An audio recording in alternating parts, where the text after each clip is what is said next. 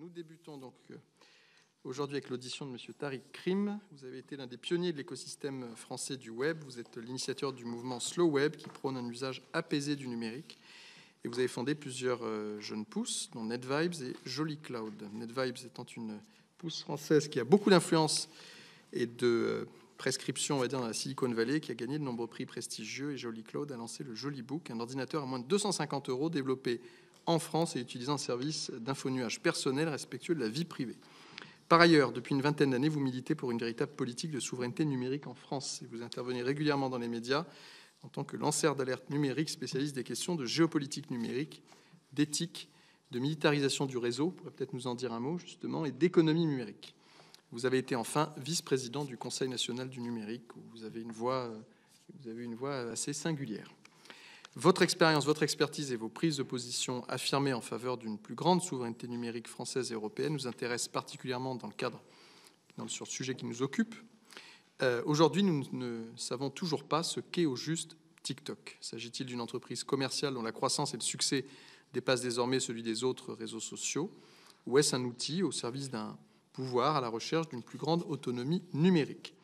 Dans tous les cas, il ne vous aura pas échappé que les lignes bougent. Les représentants de TikTok en Europe disent désormais s'inscrire dans un dialogue plus coopératif avec les autorités au gré des annonces d'interdiction d'utilisation de l'application qui ponctuent régulièrement l'actualité. Ainsi, le projet Clover est annoncé comme devant permettre une plus grande sécurisation des données des utilisateurs européens. C'est une annonce qui soulève quelques questions, notamment celle de l'infonuage souverain, je mets des guillemets, européen, et de l'extraterritorialité des droits, américains comme chinois, soulignant malheureusement les fragilités de notre propre politique de souveraineté numérique. Donc on serait ravis de vous entendre sur l'ensemble de ces sujets. Et nous aurons bien évidemment, à commencer par monsieur le rapporteur, un certain nombre de questions. Et avant de vous laisser la parole pour votre exposé liminaire d'une quinzaine de minutes, si vous en êtes d'accord, je dois vous rappeler qu'un faux témoignage devant la commission est passible des peines prévues aux articles 434, 13, 14 et 15 du Code pénal. Et je vous invite donc à prêter serment de dire toute la vérité, rien que la vérité, en levant la main droite et en disant « je le jure ». Je le jure. Je vous remercie et nous vous écoutons, M. Krim. Nous sommes ravis de vous accueillir encore une fois. Écoutez, merci beaucoup, monsieur le rapporteur, monsieur le président, mesdames, messieurs les sénatrices et sénateurs. Donc, je vous remercie évidemment pour cette invitation. Et je souhaitais vous dire que je vais intervenir en ayant principalement 3 casquettes. La première, en tant qu'entrepreneur, qui a essentiellement développé des produits qui se sont développés aux États-Unis. Et à ce titre, je dirais que je suis assez époustouflé par la performance de TikTok, qui a quand même réussi à s'imposer dans un écosystème extrêmement compliqué, en devenant une des applications, voire à un moment l'application la plus téléchargée aux États-Unis. La seconde, je dirais, en tant que designer et product, ce qu'on appelle product designer produit, spécialisé dans les questions d'éthique de design. Donc, évidemment, j'ai observé l'évolution des réseaux sociaux, je vais y revenir, mais également la manière dont ces outils peuvent capter l'attention et donc toutes ces techniques qui sont mises en œuvre et qui, il faut le dire, dans le cadre de TikTok, sont quand même très très bien mises en œuvre. Et enfin, la dernière, dans le cadre d'un think tank que je suis en train de lancer sur les questions de géopolitique, à la fois géopolitique du numérique, mais également sur les nouveaux enjeux de la guerre, notamment ce qu'on appelle la guerre autonome, et notamment à travers l'usage de l'intelligence artificielle et ce qu'on appelle en fait ces nouveaux scénarios de désinformation synthétique, notamment avec l'usage de l'intelligence artificielle, et j'y reviendrai également. Donc en fait, mon propos liminaire va se dérouler en 3 parties. Tout d'abord, soyons honnêtes, la grande partie des choses que l'on reproche à TikTok, on peut les reprocher quasiment à toutes les applications. Et je vais revenir sur la raison pour laquelle on est arrivé dans cette situation. Ensuite, ce qui est intéressant, c'est que TikTok a mis en place un service assez unique qui crée une relation très différente avec les utilisateurs et qui a aussi compris comment l'écosystème numérique des réseaux sociaux est devenu d'une certaine manière toxique et a su s'échapper de cette direction. Enfin, il n'est pas possible de comprendre ce qu'il se passe avec TikTok, notamment, vous avez dû le suivre naturellement, le projet bipartisan du Restrict Act aux États-Unis, sans comprendre les enjeux et notamment la guerre froide technologique entre la Chine et les États-Unis. Il faut en comprendre les enjeux et les conséquences, mais également pour l'Europe et pour la France. Donc, en fait, pour comprendre ce qui se passe dans le monde de l'Internet, il faut retenir une date assez importante qui est 2010. Pourquoi 2010? Parce que c'est le moment où, en fait, majorité de gens vont commencer à s'équiper en smartphone. Et il y a une différence fondamentale entre la numérisation qui a eu lieu avec le smartphone à partir de 2010 et celle qui a existé un peu avant avec l'ordinateur. Je tiens à préciser qu'en France, nous avons eu la chance d'avoir bien avant ça une autre forme de numérisation que nous avons connue avec le Minitel. On a tendance à l'oublier, mais la population a été massivement connectée et les services que l'on trouve sur Internet étaient assez communs dès les années 80.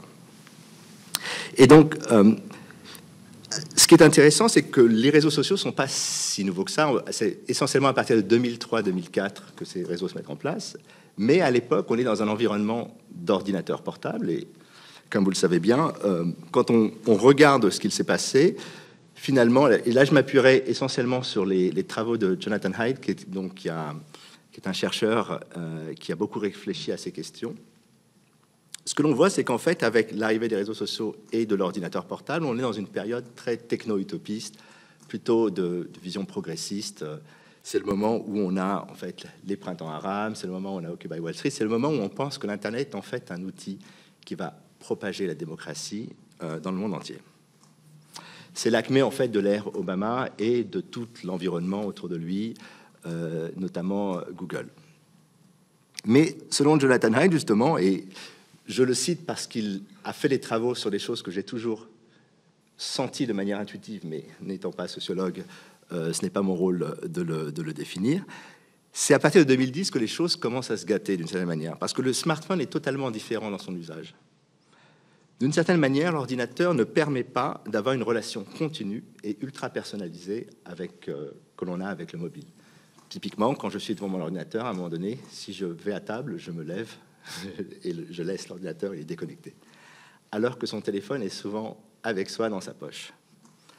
Et donc, d'une certaine manière, c'est la combinaison des réseaux sociaux et du mobile qui est devenu un cocktail absolument explosif. Et qui a eu principalement deux impacts dont on commence à peine à comprendre les dégâts. Le premier, c'est sur la santé mentale des adolescents, et essentiellement d'ailleurs des adolescentes. Et la seconde, évidemment, sur notre démocratie. Ce qu'il ne faut pas oublier, c'est qu'il y a un autre élément qui a changé avec le téléphone mobile, c'est que ce qu'on appelait les médias sociaux, c'est un terme un peu pompeux pour parler des blogs, c'était des millions d'utilisateurs. Et désormais, dans le monde des réseaux sociaux, on traite avec des milliards d'utilisateurs. Et ce qui est assez nouveau avec le téléphone, c'est que beaucoup d'entre nous ont cru que le téléphone était un espace personnel, voire un espace intime. C'est là qu'on met ses photos les plus intimes, que l'on envoie des messages les plus intimes, que l'on a son agenda personnel, ses contacts personnels, l'ensemble de ces informations. Et ce qu'on n'a pas finalement assez vite compris, parce que dans la régulation, la régulation s'est surtout attachée à définir ce que l'on dit publiquement, cet accès à l'intimité des individus, ce que j'appelle parfois l'intimité computationnelle, c'est-à-dire que ces données intimes deviennent de la matière pour les algorithmes, pour nous modéliser, est quelque chose qui a été fait sans aucune régulation et à un moment où, en fait, il n'y avait quasiment aucune limite.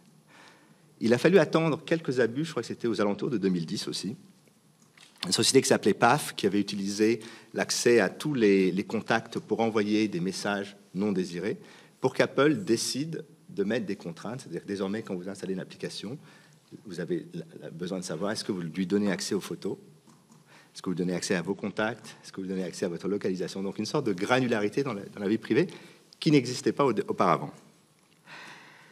Et encore une fois, toujours en citant Jonathan Haidt, et il faut lire à ce propos le livre qu'il a écrit, The Coddling of the American Mind, ce type de réseau va amplifier à la fois les micro-agressions, et pour plein de raisons culturelles qui sont liées aux États-Unis, mais qui sont aussi un peu le cas en Europe, où les enfants vivent surtout dans des cocons hyper protégés. C'est le moment où en fait on commence à avoir un peu peur de tout. On veut que les enfants restent dans des environnements apaisés, dans les lycées et ensuite dans les collèges, comme vous le savez. On ne veut pas être exposé à des idées ou à des choses qui sont pas forcément celles auxquelles on pense.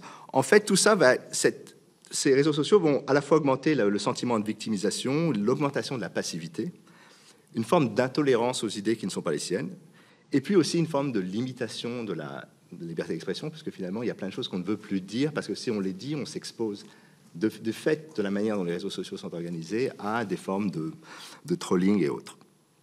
Et donc, d'une certaine manière, et c'est ce qu'il a très très bien défini, c'est que les réseaux sociaux se sont d'une certaine manière opposés dans leur manière de fonctionner à l'idée d'une émancipation par l'initiative individuelle. Et donc, d'une certaine manière, on rentre dans un modèle qui est un modèle qui va plutôt à l'inverse de ce que font les démocraties, ou de ce que souhaitent être les démocraties libérales. Et donc, quand une puissance étrangère voit ce mouvement se faire, il est évident qu'elle n'a pas volonté ou vocation à le retenir, plutôt à l'amplifier. Il faut rappeler que c'était Marshall McLuhan, le village global, qui expliquait que la vision du monde que l'on a devient tribale, c'est-à-dire que désormais on vit dans un monde où on ne croit que ce que dit sa tribu, et tout ce qu'une autre tribu dit, de facto, n'est plus vrai. On l'a avec le Brexit, on l'a avec les vaccins, enfin les exemples ne manquent pas, je pense que vous les connaissez tous. Et ça s'est traduit par des choses comme une hausse de l'anxiété, mais essentiellement d'ailleurs sur les générations les plus jeunes, ce qu'on appelle la génération Z, et notamment chez les jeunes filles. Alors j'avais pris cette étude qui existait, c'est qu'entre 2010 et 2015, il y a eu un doublement des cas d'automutilation, ce qu'on appelle self-harm en anglais, chez les jeunes filles. Donc on sent que les réseaux sociaux ont eu un impact assez toxique qu'on a eu énormément de mal à mesurer, puisqu'aujourd'hui, ces études qui sortent maintenant en 2020-2022 se basent sur les données de 2010-2015. Donc vous voyez un peu le temps qu'il faut pour... Et donc, ça, c'est un peu le monde qu'on a construit avec les réseaux sociaux, le monde, on a du mal à s'extriquer. Alors, je passe sur la partie politique, parce que je pense que vous la connaissez parfaitement et vous la vivez tous les jours. Mais ce qui est intéressant, et ce qu'on peut se poser comme question, c'est en quoi TikTok se différencie des autres. Et en fait, pour résumer, les réseaux sociaux, il y a deux types de modèles. Il y a ce qu'on appelle les réseaux d'intérêt par ce qu'on appelle le social graph, donc un graphe social. Vous vous connectez à des gens, je vais y revenir, et ce qu'on appelle les graphes d'intérêt, les interest graphs. Alors le graphe social, ça nécessite de suivre des utilisateurs comme sur Twitter ou d'ajouter les gens comme amis, donc ça demande un travail de connexion. Donc typiquement, le graphe le plus ouvert, c'est Twitter, et le modèle le plus connu, c'est Facebook, mais historiquement, Facebook, il faut le rappeler, c'est fortement inspiré d'un réseau sud-coréen, qui s'appelait Cyworld, qui a été le premier à dire « nous allons connecter les gens avec leur véritable identité ». Et le problème, quand vous avez un système de graphes, c'est que vous avez besoin, très rapidement, que les gens produisent des contenus. Voilà, donc, ce qui est intéressant, c'est qu'il faut à la fois augmenter le nombre de connexions, il faut être ami ou suivre le maximum de gens, et il faut que chacune de ces connexions produise le plus de choses. Je donne toujours cet exemple qui a été un peu le moment wow chez Facebook. C'était Mark Zuckerberg qui m'avait raconté ça à l'époque. C'est que les gens changeaient leur photo de profil sur Facebook. On est en 2004-2005, donc vraiment au tout début. Et à ce moment-là, ils ont eu l'idée de se dire, si on faisait de ça un événement, c'est-à-dire je change ma photo de profil, on va la montrer à l'ensemble des acteurs qui nous suivent, et donc créer des commentaires. Et donc à partir de là, ils ont découvert que le réseau social pouvait avoir une forme d'addiction, et donc il fallait renforcer ces choses. Alors on a commencé avec les photos de profil, ensuite ça a été les posts, ça a été les photos, puis un jour on a dit on va mettre les liens, les médias, et donc on a transformé ce réseau en un outil d'accès à absolument toute l'information, était à un moment sur Facebook. Alors le problème, c'est que Dunbar, donc un scientifique, a identifié qu'au-delà de 120-150 relations, c'est très difficile de suivre. Et donc de toute façon, à partir du moment où il y a énormément de contenu, personne ne peut humainement suivre tout ce que ses amis ont posté sur Facebook. Donc c'est là qu'évidemment l'algorithme d'organisation, qui s'appelle le EdgeRank chez Facebook, se met en place et permet d'organiser, d'orchestrer pour chacun d'entre nous son fil d'actu, souvent même à l'avance, et donc de savoir ce que vous allez voir, qui est évidemment différent de ce qu'une autre personne aurait pu voir. Alors, ça a été aussi le cas sur Twitter, avec des situations où en fait on crée en permanence des logiques de dominance. Je dis toujours pour rigoler que Twitter, c'est le seul réseau où deux personnes qui ne se connaissent pas se chamaillent ou se disputent au sujet à propos de quelque chose qu'ils ne connaissent pas vraiment, et qu'en fait le système a été construit pour créer ces entrechocs, pour faire que les gens se battent. Alors, ce qui a changé avec TikTok, c'est qu'en fait ils se sont différenciés, et je pense qu'ils ont compris à un moment donné que cette logique toxique que l'on peut avoir, par exemple, avec Instagram, où il faut sans arrêt montrer le meilleur de soi, montrer qu'on est dans le meilleur hôtel en vacances, que l'on fait les meilleures choses, qu'on est dans les meilleurs... Enfin, tout ce qui a créé, en fait, la culture des influenceurs, c'est quelque chose qui peut être sur le long terme assez toxique. Et donc, ils ont décidé de choisir un autre modèle, qui est un modèle de graphe d'intérêt. Le graphe d'intérêt, le principal service qui utilise ça, c'est YouTube. Et donc, c'est ce qu'on appelle du micro-entertainment. Vous n'avez plus besoin de vous dire si vos amis sont mieux ou moins bien que vous. Vous ne les voyez pas, vous voyez des vidéos qui viennent du monde entier. Et donc, ce qui est très intéressant, c'est que ce type de modèle nécessite... c'est un problème assez simple en termes de technologie, c'est que qu'est-ce qu'on va vous proposer quand vous suivez des amis, c'est simple, on va faire une sélection de ce qu'ils ont fait et on va vous construire un flux. Mais quand vous allez sur YouTube, YouTube doit évidemment savoir quelles vidéos vous montrez, qu'est-ce que vous aimez, quels sont vos intérêts. Et donc, il y a tout un travail sur l'algorithmie qui est complexe, parce qu'il faut apprendre. Donc, il y a une phase d'apprentissage. On va d'abord apprendre ce que vous faites, et puis au fur et à mesure, on va essayer de comprendre ce que vous faites, et au fur et à mesure, on espère vous montrer des vidéos qui vous intéressent. Alors, ça pose un problème, c'est que très souvent, et ça a été démontré, notamment ça avait été décrit par la journaliste Zeynep Tufekci dans un article qui avait fait grand bruit à l'époque de Trump et de toutes les questions de radicalisation algorithmique, c'est que évidemment les vidéos, pour vous attirer, doivent être de plus en plus engageantes, voire, elle utilisait le terme de plus en plus hardcore, c'est-à-dire qu'elles vont dans des limites au-delà du sentiment, j'allais dire, de confort que vous pourriez avoir. Et à ce sujet, d'ailleurs, Guillaume Chasselot, qui est maintenant, je crois, au Pérenne, a beaucoup travaillé. C'est l'ancien de chez YouTube. Il a beaucoup travaillé sur les questions d'algorithmie. Et lui, on pourrait vous en dire un peu plus que moi.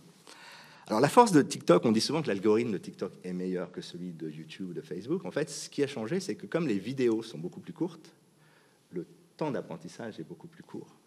Et donc, en 50 secondes, c'est très simple. Quand vous allez sur YouTube, je donne un exemple simple. Si vous arrêtez une vidéo sur YouTube d'une heure au bout de 10 minutes, est-ce que c'est parce que la vidéo ne vous plaît pas? Est-ce que c'est parce que vous voulez la voir un peu plus tard? On est en droit de poser la question. Vous savez qu'il y a un bouton unlike, mais il est très très peu utilisé. Alors que sur TikTok, dès que votre pouce fait passer à la vidéo suivante, en fait, vous avez dit ça m'intéresse pas, et instantanément tout le flux est réorganisé. Alors il y a une autre chose qui est fascinante, c'est que comme l'espace qui est utilisé est le même, donc on sait toujours les mêmes vidéos, c'est un espace qui est contraint, un peu comme dans une pièce de théâtre, et donc on peut très facilement analyser les photos, l'environnement, et donc ça permet d'une certaine manière à cet algorithme d'aller beaucoup plus loin. Et je vais y venir. Par exemple, une des choses qui était très intéressante, c'est que prenons les vidéos de danse qui sont très populaires. Vous avez, je vous enverrai, j'ai une vidéo qui explique, de Vox, qui explique très bien ça. C'est très facile d'analyser les pas d'une vidéo, donc d'identifier le type de danse dont il s'agit. Et ensuite, on va vous montrer une personne qui est au Botswana, une personne qui est à New York, une personne qui est en Corée du Sud, qui fait les mêmes pas de danse. D'ailleurs, on m'avait confié, une activiste américaine m'avait confié que pour faire monter des vidéos, elle était défenseur du changement climatique, en fait, elles organisaient des danses en plus des messages de façon à faire remonter les vidéos dans l'algorithme. Et donc, ce qui est très intéressant, c'est que non seulement avec ces formats de vidéos, on peut les analyser, une IA est capable de les analyser, de retrouver des vidéos similaires dans des millions de vidéos, des milliards de vidéos, mais on n'est pas si loin quand vous voyez les technologies d'IA générative comme Midjourney ou même... Alors, ChatGPT est la plus connue, mais il y a par exemple une société qui s'appelle Runway ML qui permet aujourd'hui de faire une vidéo de 6 à 10 secondes à partir d'un simple texte. On n'est plus très loin demain d'avoir des contenus totalement synthétiques en utilisant non seulement les requêtes d'un être humain qui n'aurait qu'à taper ce qu'il souhaite, mais en utilisant l'algorithmie, c'est-à-dire toutes les archives de bases de données sur les danses, sur les musiques, sur la façon dont les vidéos sont faites. Vous avez un catalogue absolument énorme, algorithmiquement accessible, et qui pourrait reconstruire à l'infini des vidéos. Donc on n'est pas très loin de ce modèle, et qui est un modèle qui pourrait également poser des questions, puisque dès lors que vous avez des influenceurs, ça reste des êtres humains, mais vous pourrez construire des influenceurs totalement artificiels qui sont contrôlés en fonction de données qui peuvent être également des données algorithmiques. Donc on rentre dans une ère totalement nouvelle. Alors, je vais vous demander de conclure, ouais. De conclure. Je vais venir... Peut-être par les questions qu'on y viendra. Mais... Bien sûr. Alors, très rapidement, la question qu'on pose souvent à TikTok, c'est la question évidemment de la Chine, mais également la question de la guerre technologique entre la Chine et... entre la Chine et les États-Unis. Alors, il faut rappeler une chose, c'est que la Chine se connecte à l'Internet en 1994. 3 ans plus tard, elle se déconnecte. Et au fur et à mesure, elle va empêcher l'ensemble des réseaux sociaux de fonctionner sur son territoire, ce qu'on appelle le Splinternet. Alors, il y a eu des bras de fer très intéressants entre la Chine et les États-Unis. Je vais vous en donner simplement 2. Il y a quelques années, je crois que c'est en 2019, c'est un entraîneur de la NBA qui a adressé sur Twitter, réseau américain, en anglais, aux Américains. Donc, je rappelle que Twitter n'est pas accessible en Chine. Un message de sympathie je crois que c'était à Hong Kong, à l'époque des manifestations. À partir de là, la Chine a menacé la NBA, qui a demandé, si j'ai bien compris ce qui a été dit à cet entraîneur, de présenter des excuses. Il y a eu, semble-t-il aussi, un boycott de son équipe, qui était les Houston Rockets, en Chine. Et donc, on s'est trouvé dans un premier cas où, en fait, d'habitude, il y avait un contrôle très fort à l'intérieur de la Chine sur tout ce qui vient de l'Occident, et désormais un système où les valeurs, ou en tout cas la vision chinoise, pouvaient s'exporter sur des réseaux extra. Alors, l'autre chose, c'est que cette guerre technologique, elle a lieu pour une raison simple. Alors, elle a commencé avec Obama, avec Trump, elle est sortie de l'ambiguïté, et avec Biden, on est rentré vraiment dans le dur. C'est tout simplement d'empêcher la Chine d'exporter des produits à forte valeur ajoutée. Quels sont-ils? La 5G, donc les interdictions, Huawei, ZTE, TikTok. TikTok, c'était 4 milliards de dollars. L'année dernière, c'était 12 milliards de dollars, donc ça devient des sommes conséquentes. Probablement beaucoup plus cette année, on aura les chiffres plus tard. Et donc, cette idée d'empêcher la Chine, d'une certaine manière, d'avoir accès aux dernières technologies, des technologies qui sont américaines, les logiciels, l'intelligence artificielle, mais qui sont aussi européennes, faut-il le rappeler. Toutes les puces de nos téléphones sont en fait basées sur une société qui s'appelle ARM, qui est une société anglaise, dont toute la propriété intellectuelle est basée en Hollande. Et la lithographie pour construire ces puces de dernière génération est en fait basée en Hollande. C'est une société qui s'appelle ASML, qui est en fait la continuité de Philips. Et donc, il y a tout un débat sur doit-on donner à la Chine ou pas l'accès à ces technologies. Biden a tranché, il a dit que plus aucune de ces technologies n'est accessible et plus aucun des acteurs américains ne peut travailler sur ces technologies. Et donc, en fait, au cœur de ça, au-delà de la question de l'influence, il y a cette question d'empêcher la Chine de pouvoir exporter des produits à très forte valeur ajoutée. En guise de conclusion, je vous poserai juste 3 questions par rapport à la réponse que pensait TikTok. En fait, il y a trois points de vue. Il y a le point de vue de la santé publique. Si c'est un vrai problème, que fait-on? Et que fait-on en fait pour réglementer l'accès à l'intimité des gens? Ça, c'est vrai pour TikTok, mais c'est vrai pour tout le monde. D'un point de vue politique, c'est un sujet aussi de médias. Que dirait-on si Fox, CBS ou TF1 étaient contrôlés par un acteur chinois? Que dirait-on d'ailleurs si TikTok était contrôlé par un acteur qatari ou iranien? Quelle serait notre relation à ce genre de produit? Et puis enfin, il y a la question économique et la réciprocité. TikTok a la possibilité de générer plus de 12 milliards de dollars de revenus dans le monde occidental. L'inverse n'est évidemment pas vrai, puisqu'aucun des acteurs, que ce soit les startups françaises ou américaines, ne peuvent générer de revenus là-bas. Voilà, je suis désolé d'avoir été un peu long. Merci beaucoup. Je vous propose qu'on passe directement aux questions de monsieur le rapporteur et puis que les uns les autres se signalent s'ils ont des questions.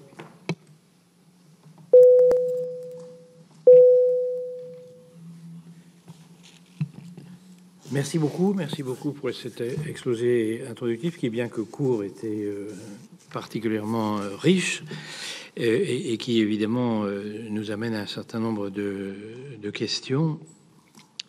La première question concerne le sujet que vous avez évoqué de la granularité des informations, c'est-à-dire l'accès aux données privées.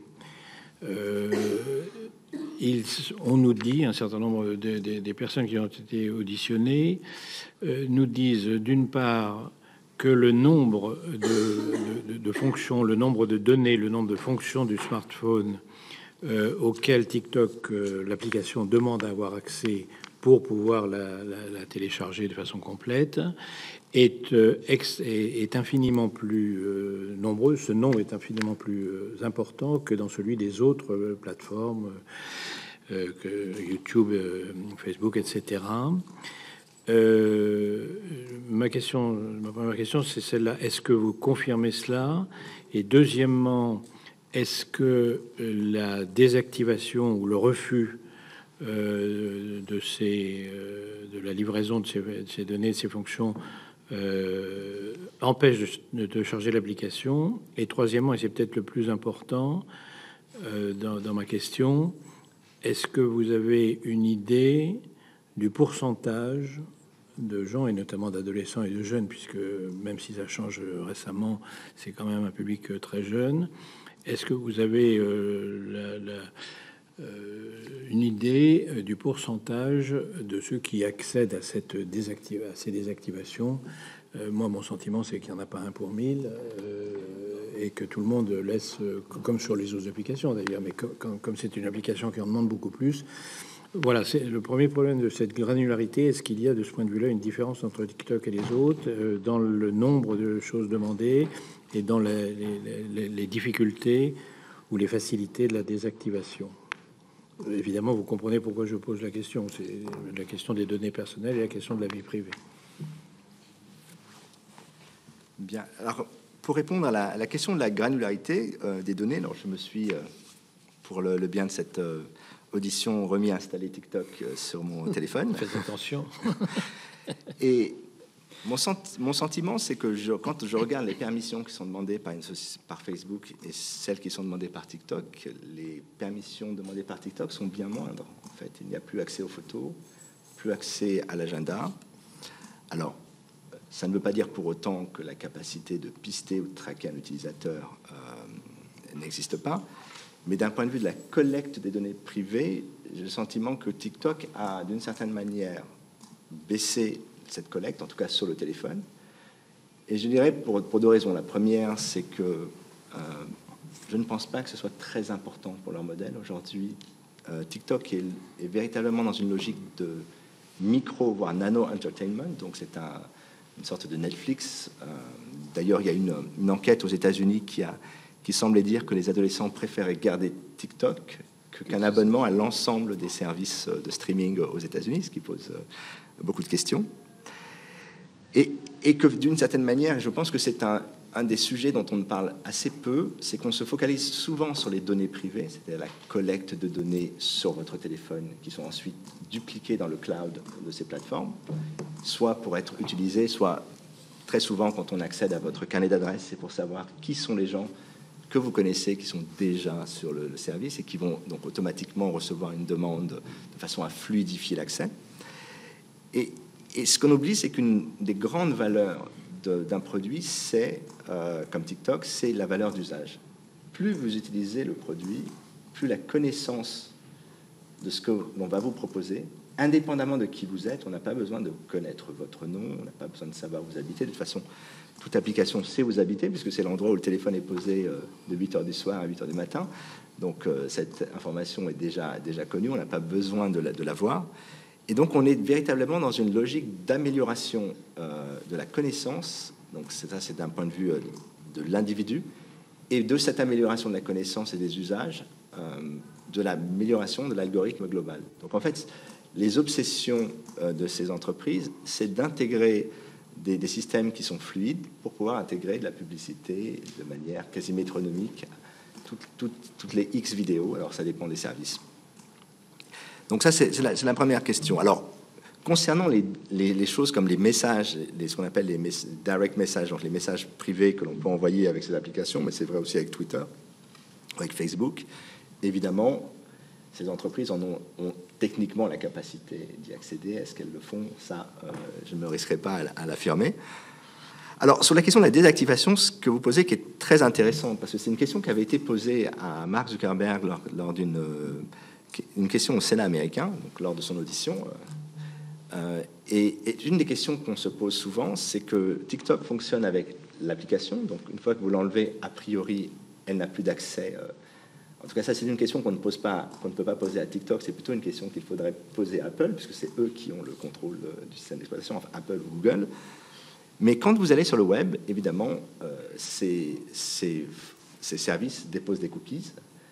Et donc, très souvent, on a ce qu'on appelle des profils fantômes. C'est-à-dire que tous les gens, par exemple, qui utilisent Facebook...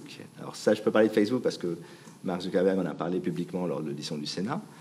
Je pense que ça doit être similaire avec TikTok, mais je n'en ai pas l'assurance. Quand vous n'avez pas de connexion avec Facebook, on crée un profil fantôme. Et ce profil fantôme, donc ça veut dire qu'on met un pixel sur votre téléphone qui vous traque.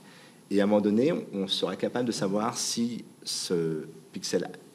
Pour l'instant, vous êtes une personne anonyme, vous devenez une personne identifiée lorsque vous vous reconnectez à Facebook. Mais si vous ne vous connectez pas ou si vous ne vous connectez jamais à Facebook, ce profil fantôme existe et donc est traité comme un individu. Donc vous n'avez pas d'identité, mais le profil peut d'une certaine manière accéder à vous suivre et donc continuer à vous traiter. Donc la question qui se pose, c'est comment peut-on désactiver ces profils fantômes? A priori, le seul moyen de le faire, c'est d'effacer ces cookies. Mais comme vous le savez, le téléphone désormais possède des identifiants uniques. Et donc, il est possible que même en effaçant ces cookies, je dis possible, de pouvoir continuer à avoir cette information. Alors, sur la question de la désactivation, moi, je pense que tous ces services, en fait, ont ce qu'on appelle en bon français un customer cycle, donc un cycle du consommateur, où on doit très vite amener une personne sur un produit, la rendre addict. Ensuite, une fois qu'elle a été bien profilée, c'est le moment où elle devient la plus rentable. Et au cas où elle décide de quitter, il y a tout un ensemble d'éléments, soit le fait que leurs amis leur disent « t'as pas vu la dernière vidéo sur TikTok, t'as pas vu ça ?» Donc toute une pression sociale qui existe pour vous ramener sur le produit. Et donc à partir de là, on recommence le cycle. Et donc toutes ces sociétés de réseaux sociaux, mais en fait toutes les sociétés Internet ont une gestion de ce qu'on appelle le churn, donc le nombre de gens qui quittent, et à chaque fois on essaie de trouver toutes les techniques possibles et imaginables pour les faire revenir dans le jeu. Et en général, ça marche plutôt bien parce que, alors je ne sais pas dans le cadre de TikTok, mais pour Facebook, quand vous vous déconnectez, Facebook vous envoie des mails qui sont un peu bizarres parfois en vous disant « Ah, telle personne a posté telle chose », donc ça aiguise votre curiosité, évidemment, vous avez envie de revenir, et puis à un moment donné, vous finissez par revenir parce qu'il y aura un message qui « Ah, telle personne, j'aime bien cette personne, je veux absolument savoir ce qu'elle a dit ».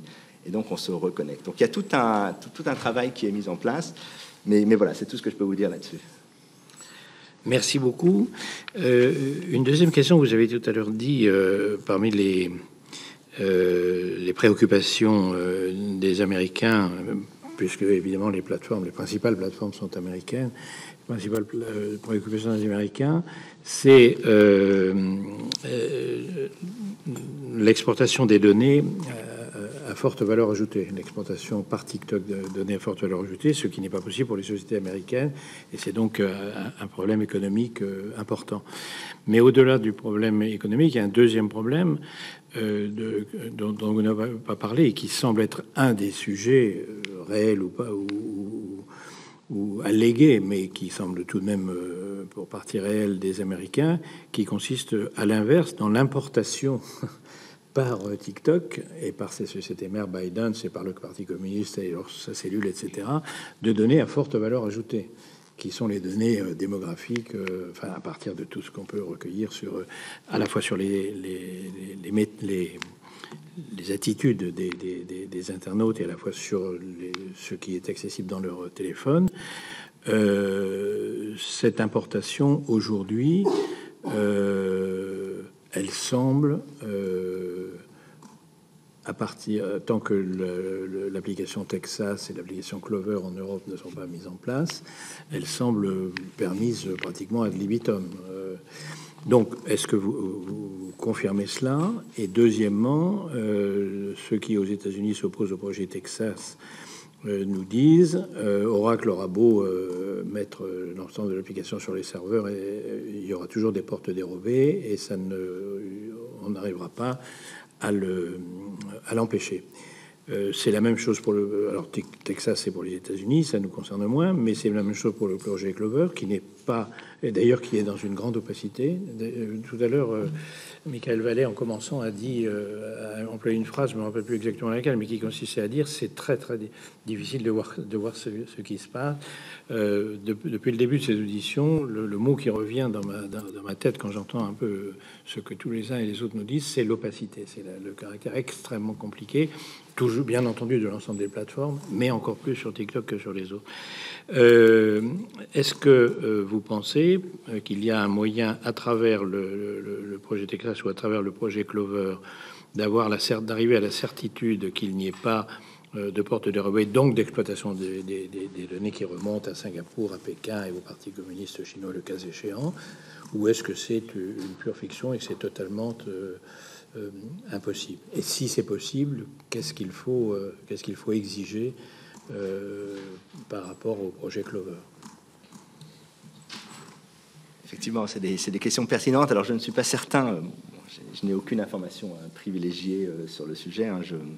Comme vous, je m'informe, je lis, je me documente et de temps en temps, je me laisse aller à quelques scénarios. Mais tout d'abord, ce qui est très intéressant, c'est que, encore une fois, alors, à travers ce que vous avez dit, il y a plusieurs questions. La première, c'est celle de l'extraterritorialité du droit, j'allais dire d'une certaine manière, et des politiques. Je me permettrais de dire que tout touriste chinois qui vient avec son téléphone à Paris, qui prend des photos de Notre-Dame, ou plutôt de la Tour Eiffel, toute personne qui est photographiée va d'une certaine manière se retrouver intégrée dans le crédit social chinois, ou en tout cas, si les techniques d'automatisation des visages, de scanning des visages existent, donc de facto, il y a une forme de porosité vis-à-vis de tout ça. Alors, ce qui est très intéressant, c'est que effectivement, ce que vous avez noté et remarqué, qui me semble important et qui est d'ailleurs vrai pour tous les réseaux sociaux, c'est qu'on est dans une situation qui est plutôt anormale dans la mesure où l'ensemble des plateformes chinoises ont la capacité de monétiser, d'accéder à l'ensemble des données. On parle souvent des réseaux sociaux, mais vous avez ce qu'on appelle les data brokers, qui vous permettent d'avoir accès à quasiment toutes les informations de tous les consommateurs américains pour un prix. D'ailleurs, il y a eu un moment donné un scandale, parce que je crois que le FBI, qui avait besoin d'informations, a acheté de manière légale des informations commerciales et s'en était servi. Donc ça, c'est accessible à tout le monde, il n'y a aucune véritable interdiction. Et puis par contre, l'inverse est beaucoup plus complexe, voire impossible, puisque effectivement, au niveau des firewalls, mais également au niveau des droits et devoirs des acteurs en Chine. Je rappelle, alors, on n'a jamais su ce qui s'est véritablement passé, mais une des raisons pour laquelle Google a quitté la Chine, c'est qu'il semblerait que son code source, une partie du code source aurait été visitée. Donc, ce qui peut-être explique aussi, parce que comme vous le savez, Eric Schmidt est désormais en charge, ou en tout cas est la personne qui est la plus hostile à une idée de donner des avantages à la Chine dans le domaine numérique, et c'est peut-être lié à son expérience personnelle. Et donc on se retrouve avec plusieurs questions. Effectivement, la question de l'extraterritorialité du droit, c'est-à-dire que de facto, est-ce que le droit chinois s'applique en Europe et aux États-Unis? La réponse est probablement oui. Ça a été, je crois, confirmé. Ça vous a été confirmé, je crois, par la CNIL. Quelle est la contrepartie de tout ça? Elle est plutôt faible. Et par rapport à la question de savoir si un acteur, donc dès lors qu'il s'intégrerait, si je comprends bien le projet Clover et le projet Texas, c'est de dire que les data centers de ces entreprises seront aux États-Unis, mais quelle que soit la localisation d'un data center, si vous n'avez pas accès au code source, s'il n'y a pas d'audit, toute personne travaillant pour la compagnie peut avoir accès à telle ou telle donnée. Ça pose des questions de sécurité, ça pose des questions évidemment. Donc, quand vous êtes citoyen américain aux États-Unis, si vous avez des risques pénaux, vous allez y réfléchir à deux fois. Mais quand vous n'êtes pas citoyen américain ou européen et que l'opération se fait aux États-Unis ou en Europe, évidemment, la question se posera différemment. Donc, pour répondre à cette question, c'est que techniquement, beaucoup de choses sont possibles. La question qui se pose, et c'est une question, à mon avis, qui se pose pour l'Europe aussi, puisqu'on a le RGPD, on a un ensemble de lois qui protègent la vie privée, en plus de celles qui existent aux États-Unis, c'est de savoir effectivement quelles seront la manière dont l'intimité des utilisateurs va être traitée, et puis surtout la façon dont les flux de données vis-à-vis de la Chine vont être traités. Et là, effectivement, ça devient une discussion extrêmement technique et ça demande un audit technique. Et je ne sais pas si aujourd'hui, dans le cadre de ces projets, ce type d'audit, en tout cas aux États-Unis, rien à filtrer. Et je dirais que d'un point de vue technique, tout est possible. D'un point de vue légal, on peut mettre des contraintes, mais à partir de là, si la technique l'emporte sur le légal, effectivement, on peut se poser des questions. Pour prolonger ma question d'une façon plus générale, est-ce que vous pensez que on va être concerné très vite, puisqu'on va en avoir l'application en France et le Sénat et l'Assemblée nationale vont être concernés.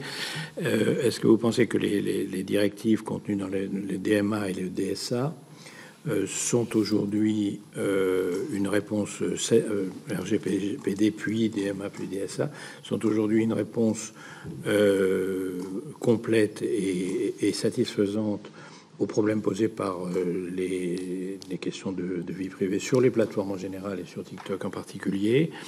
Et deuxièmement, est-ce que vous pensez, au cas où elles sont suffisantes, que aujourd'hui l'Europe, les pays européens et notamment la France disposent, je pense que ce sera mutualisé, mais disposent des capacités techniques et surtout humaines nécessaires, enfin humaines, je veux dire en nombre de, pas en qualité, mais en nombre de techniciens pour pouvoir les faire respecter?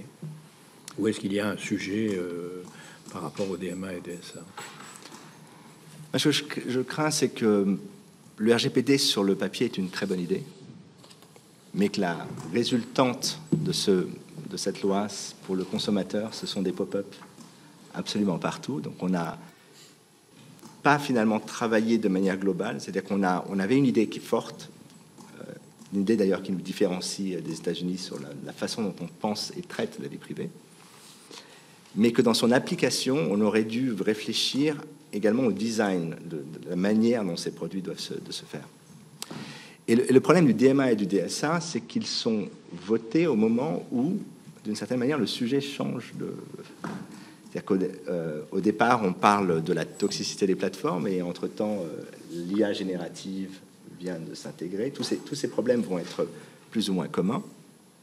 Et d'une certaine manière, on s'intéresse essentiellement, et on pourrait parler du DMA DSA, mais également de l'AI Act, c'est qu'on s'intéresse aux conséquences et très rarement aux causes. C'est-à-dire qu'on explique aux entreprises, voilà ce que vous devez nous faire, voilà la manière dont le service doit fonctionner vis-à-vis de l'extérieur, mais on oublie la manière dont on va construire, notamment l'accès à l'intimité des utilisateurs, la manière dont on va transformer... je dis souvent que quand les réseaux sociaux ont transformé les gens en pâte à modeler, on peut les mettre dans n'importe quel moule, et c'est un peu ce qu'on a fait aux États-Unis, ce qu'on est en train de faire en Europe. Et on a assez peu travaillé sur l'amont. Et de la même manière que quand on sort un produit médical, vous le savez bien, il y a tout un travail qui sont faits sur les effets secondaires. Enfin, il y a quand même un travail d'étude un peu conséquent. Aujourd'hui, on laisse des produits qui sont des boîtes noires s'intégrer dans l'intimité des gens, sans aucune analyse d'impact sociétal, social. Alors, j'allais vous dire, on va avoir la même question avec l'IA générative et la désinformation à un niveau d'échelle largement plus important. Mais à chaque fois, on oublie que une des raisons pour lesquelles on parle de santé mentale, de santé démocratique, c'est qu'elles sont liées. Si les gens sont mal dans leur peau à cause des réseaux sociaux, il n'y a pas de raison que leur vision politique ou leur vision de la politique soit soudain bien meilleure. Donc il y a une connexion entre les deux, et d'une certaine manière, il n'y a pas de garde-fou, c'est-à-dire qu'on a pu laisser des gens emprisonnés. On parlait de cette jeune Anglaise qui a vu un des services de réseaux sociaux lui parler de suicide pendant des semaines et des semaines avant qu'elle... Donc il y a très peu de réglementation parce qu'on est aussi, et les réseaux sociaux sont bloqués parce qu'on est dans une question de volume. On gère des volumes tellement important, on parle de milliards de gens dans le cas de Facebook, et que la seule solution possible, c'est les algorithmes. Avec cette question qui est toujours la même, c'est qu'on vous dit, oui, effectivement, il y a eu des problèmes dans tel ou tel pays, alors de la Birmanie à l'Inde, enfin, quasiment tous les pays ont des problèmes, mais ne vous inquiétez pas, la prochaine génération d'algorithmes, ce sera meilleur. Et donc, on a en fait un problème qui est très simple, c'est que la manière dont ces plateformes fonctionnent, c'est que d'abord, vous avez les gens qui font du produit. Donc, il faut un produit qui soit le plus addictif. Ensuite, vous avez la monétisation. Donc, c'est la deuxième équipe. Il faut le produit qui monétise le mieux possible. Et puis ensuite, vous avez tout ce qui est la gestion des problèmes.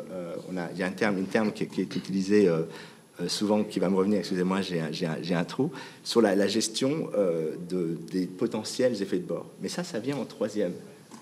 Et quand vous savez que les ingénieurs leur bonus est payé sur leur capacité à faire que le produit soit le plus addictif, croisse le plus vite, ils ne vont faire que ça.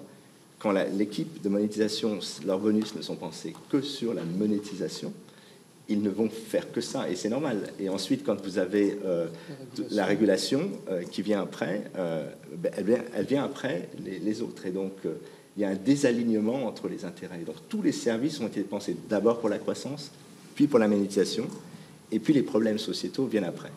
Et donc, il faudrait que ces lois obligent, d'une certaine manière, à repenser d'une façon différente la conception même de ces produits. Et ça pose un vrai sujet. On a su le faire dans le domaine médical, avec la bioéthique, dans plein de domaines, mais c'est vrai que dans le domaine de la technologie, d'une certaine manière, peut-être parce qu'on a du mal à comprendre comment ces choses fonctionnent, et très souvent, certains services eux-mêmes n'ont pas véritablement de compréhension de la manière dont ça fonctionne, on a cette incapacité à vouloir réglementer en amont, et je pense que c'est la chose qui doit être la plus importante. Merci. J'ai beaucoup de questions, mais je vais arrêter là parce que je vois que nos collègues lèvent la main et commandent les questions au gouvernement à 15h. J'ai peur qu'on serait obligé de... Merci d'avoir évoqué les textes de règlement européen en cours. Certains ont été votés, d'autres sont encore en cours de débat au sein du trilogue. Je pense aussi au Data Act qui suit le règlement IA. Tout ça fonctionne ensemble, même si les textes sont déconnectés les uns des autres. Il y a une logique inhérente à ces textes, et de ce que je vous dis, je crois comprendre qu'il y a une insuffisance par rapport aux textes actuellement proposé, ce qui rejoint le travail de notre commission des affaires européennes, qui a travaillé sur cette question, entre guillemets, pardonnez-moi l'anglicisme, du safety by design. Comment, avant de mettre sur le marché une application qui fonctionne avec des algorithmes, quand il y a une révision du fonctionnement d'une plateforme, d'une application, comment on revoit aussi la copie et on oblige à cette démarche d'expérimentation, et si l'expérimentation prouve qu'il y a des effets extrêmement pervers ou toxiques, eh bien on met pas sur le marché. Ça, c'est des propositions que nous avons faites à la Commission des affaires européennes, tant sur le DSA que sur l'IA. Donc vous confortez bien l'idée que actuellement ces textes, par rapport aux problématiques qu'on observe soulevées par TikTok, ne sont pas assez protecteurs, notamment des jeunes. Ça, c'est ma première question. Ma deuxième question porte sur la guerre froide, la guerre technologique entre les États-Unis et la Chine, sur lequel vous avez beaucoup insisté. Et j'ai noté une première phrase aussi. Vous avez dit que, somme toute, TikTok, à peu de différence près, a les mêmes effets négatifs que les autres plateformes. En tout cas, tous les défauts, on les retrouve sur les autres plateformes. Est-ce à dire que finalement, nous, Européens, on devrait être assez équidistants entre les deux pays ou les deux continents en guerre technologique, et finalement porter la même exigence?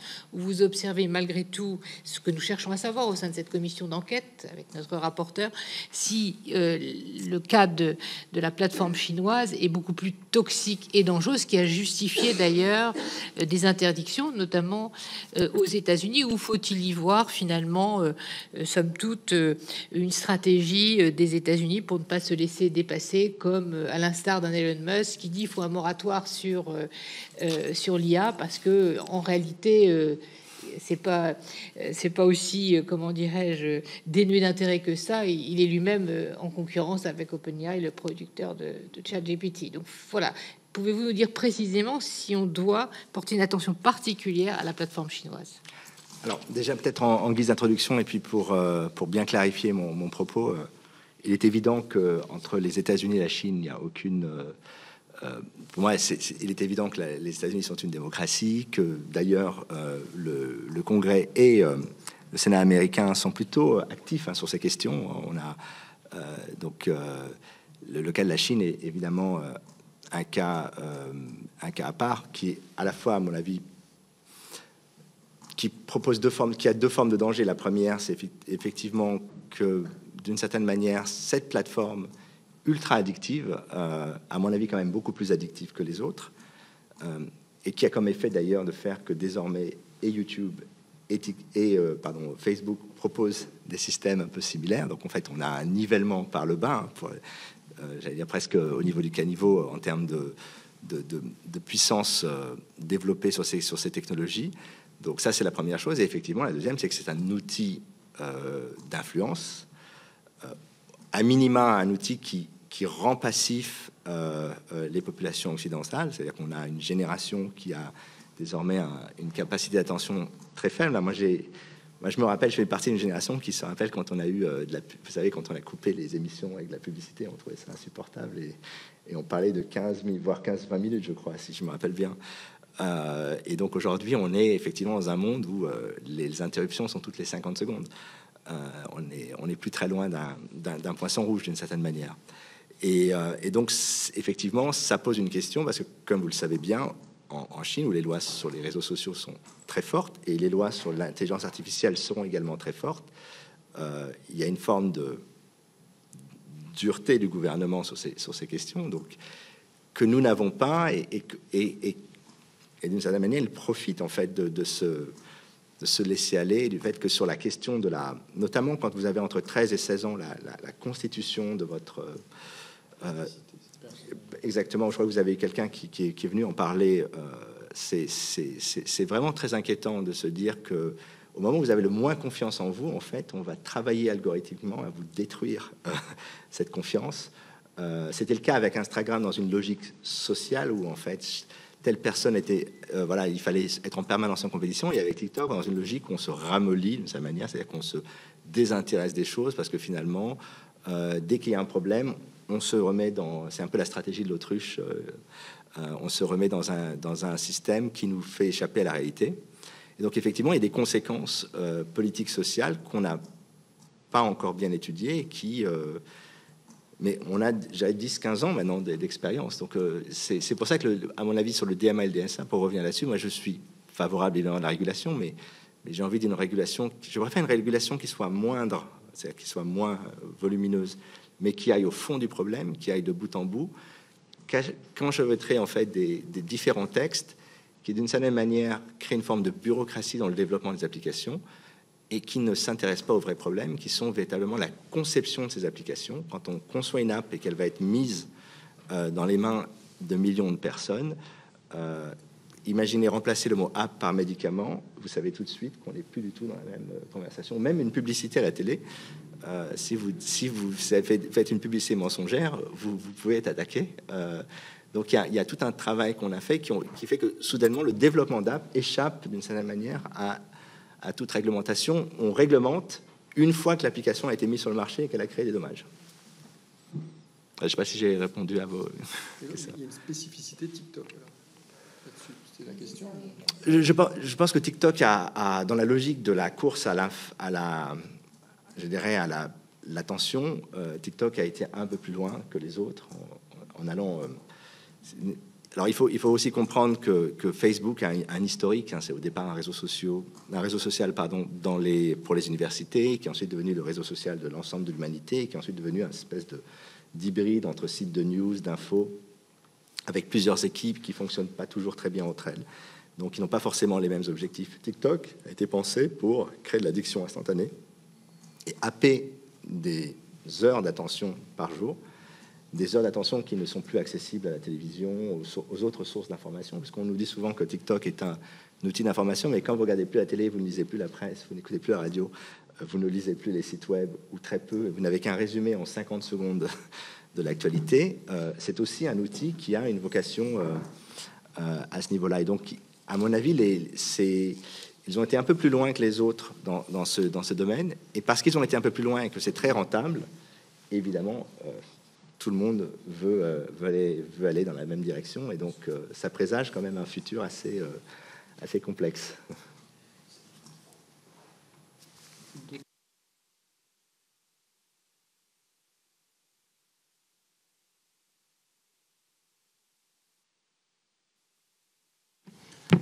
Question de politique fiction. C'est un peu la question de la machine qui échappe à son maître, la question de l'apprenti sorcier. Aujourd'hui, aux États-Unis, vous l'avez sans doute suivi, l'audition du CEO de ByteDance au Congrès s'est assez mal passée. C'est le moins qu'on puisse dire. Et vous l'avez évoqué d'ailleurs, un travail transpartisan du Congrès et du Sénat qui vise, en tout cas c'est une probabilité assez forte, à l'interdiction pure et simple. D'ailleurs, le Montana, un des États des États-Unis, a déjà interdit l'application non seulement sur ses fonctionnaires, comme beaucoup de pays européens et américains, mais pour l'ensemble de la population. Ce qui pose d'ailleurs le problème, comment est-ce qu'on fait pour faire respecter ça au Montana si c'est pas respecté ailleurs? Mais bon, en tout cas, on risque de se diriger vers ça. Les médias semblent dire que Biden hésite beaucoup parce qu'il pense que le jour où il supprime cette application qui est téléchargée par 150 millions d'Américains, ça risque de lui poser des problèmes pour les élections présidentielles suivantes. Mais c'est une vraie question. Est-ce qu'aujourd'hui, on peut, le cas échéant, interdire un réseau social, ou est-ce que de toute façon aujourd'hui les réseaux sociaux sont les plus forts et vous pouvez pas réguler dans une très faible mesure et en tout cas pas interdire, même si vous découvriez des choses épouvantables, sauf à un coût politique. Voilà. Est-ce que les plateformes sont devenues aujourd'hui plus fortes que les États ou pas? Je reconnais que c'est de la politique fiction. Bien sûr, alors je peux rester dans ce domaine en disant d'abord en guise d'introduction que la question qui se pose aux États-Unis, évidemment, c'est que quand vous avez un produit qui fait 12 milliards, en tout cas l'année dernière, 12 milliards de chiffre d'affaires, vous avez quand même quelqu'un a envie de le reprendre ou de le racheter, et c'était un peu ce que Trump avait essayé de faire dans sa première version. Alors ça n'a pas forcément été bien organisé, et depuis, effectivement, on est dans une question, c'est est-ce que la Chine accepte de vendre ce produit, ou est-ce que tout simplement on l'interdit? Alors, moi personnellement, j'ai toujours été en faveur d'une réciprocité. J'ai toujours pensé que d'ailleurs, c'est un problème qu'on a eu également avec un autre média qui était un média russe que vous connaissez bien, RT, qui se dit, quand on se dit si Poutine ferme les médias, est-ce que nous en Europe on doit aussi fermer sur décision administrative les médias, et quel en est-il? Donc c'est vrai que c'est un dilemme, et aujourd'hui l'angle qui semble d'après de ce que je vois aux États-Unis, c'est de revenir sur cette question de la concentration des médias et du fait qu'on on offre à la Chine une porte de sortie. Alors là, vous avez absolument raison, c'est que TikTok est quand même prisé par ce qu'on appelle la génération Z ou les très jeunes, donc potentiellement aussi les futurs électeurs de Biden, alors que côté républicain, on a plutôt tendance à être OK avec une potentielle interdiction de TikTok. Donc ça pose évidemment un dilemme politique. C'est d'ailleurs un dilemme politique qui se posera aussi possiblement en Europe si on prend cette décision. Mais à la différence peut-être des États-Unis, c'est que si c'est l'Europe qui le fait, ce ne sera pas forcément un pays qui en aura à subir les conséquences. Donc c'est un vrai dilemme. Et je pense qu'on a... c'est pour ça, en tout cas c'est mon interprétation, c'est pour ça que que Biden est très agressif en ce moment sur les questions d'accès aux puces, d'accès aux technologies essentielles, parce qu'on est probablement dans un bras de fer entre les deux pays. TikTok n'est qu'un des éléments de ce bras de fer. Il y a la question évidemment de Taïwan, qui est le principal producteur de puces, comme vous le savez, avec un petit peu la Corée, un petit peu le Japon, mais c'est essentiellement Taïwan. Donc on est sur je dirais une vision assez géopolitique, assez large. Et ce qui, moi, me questionne, c'est évidemment quelle est la position de l'Europe par rapport à ça. Parce que on peut poser la question, évidemment, de savoir si TikTok doit être interdit en Europe pour des raisons, on va dire, les principales raisons qu'on a indiquées. Mais qu'est-ce que l'Europe a retiré dans ce jeu, puisque derrière, évidemment, ces négociations, il y a des compromis qui vont être faits entre les États-Unis et entre la Chine. Et donc la question qu'on peut se poser, c'est est-ce que l'Europe va faire partie de ces compromis ou pas? Quels sont les avantages que nous en tirerions? Ou est-ce que l'on est simplement un peu les dindons de la farce et qu'on se retrouve avec une décision qui pourrait être prise? Parce que je suis quasiment sûr que si les États-Unis en arrivaient à interdire TikTok, je pense que l'Europe aurait une position similaire. Je tiens à rappeler que l'Inde l'a déjà fait, que d'autres pays regardent ça avec intérêt. Donc effectivement, là, je reste dans la politique fiction. S'il y a une négociation, et donc s'il y a une bataille d'intérêts, quels sont les intérêts, quels sont nos leviers? Et je pense que d'un point de vue européen, on aurait aussi intérêt à identifier, notamment avec ARM, notamment avec ASML, avec un ensemble d'entreprises qui font que cet écosystème numérique ne peut pas exister sans nous, en tout cas pour une partie d'entre elles. Et puis en tant que marché extrêmement rentable d'utilisateurs. Et donc voilà, donc je dirais que la question de l'interdiction ne peut pas être vue sans aborder cette vision globale. En tout cas, c'est ce que je crois. Et que simplement dire on va fermer TikTok parce que c'est ce qu'il faut faire, que c'est la vision morale, je n'y crois pas. Je pense que derrière, il y a des tractations, il y a des négociations, mais comme vous le savez bien et comme vous savez probablement mieux que moi, dans toutes ces négociations, il y a toujours des tractations et des choses que l'on souhaite ou ne souhaite pas avoir. C'est moins clair pour moi ce que l'Europe peut tirer ou souhaite obtenir de ce genre de tractations.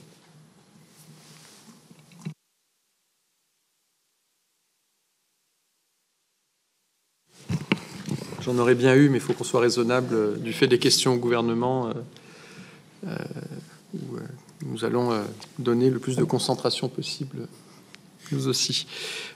Écoutez, c'est à regret, parce que je pense qu'on aurait pu creuser encore un peu, mais nous avons aussi la possibilité de vous adresser des questions complémentaires dans le cadre de la commission d'enquête. En tout cas, nous vous remercions beaucoup de votre éclairage qui ouvre aussi, mais c'est ça les propos intelligents, encore plus de questions que celles auxquelles vous avez répondu. Merci infiniment. Merci.